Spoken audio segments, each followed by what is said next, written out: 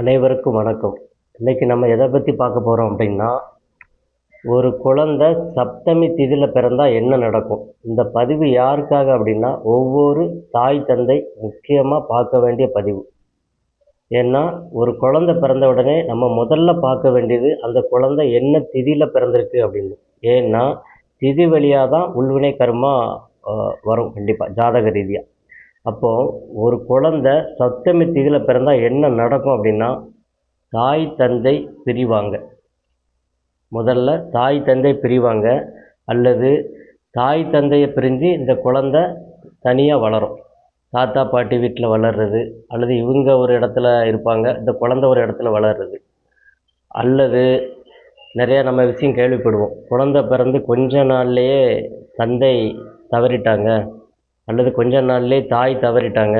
இந்த குழந்தை பிறந்ததுக்கப்புறம் தான் அப்பாவுக்கு பாதிப்பை கொடுத்துட்டு தாய்க்கு பாதிப்பை கொடுத்துட்டு அப்படின்னு நம்ம நிறையா கேள்விப்படுறோம்ல. இந்த சப்தமி திதி தான். அதனால் இந்த திதி ரொம்ப சப்தம் இல்லாமல் இந்த திதி அதோட உள்வினை கர்மாவை வேலையை பார்க்கும். அதனால் பெரியவங்க முதல்ல குழந்தை பிறந்தனா என்ன திதியில் பிறந்திருக்குன்னு பாருங்கள்.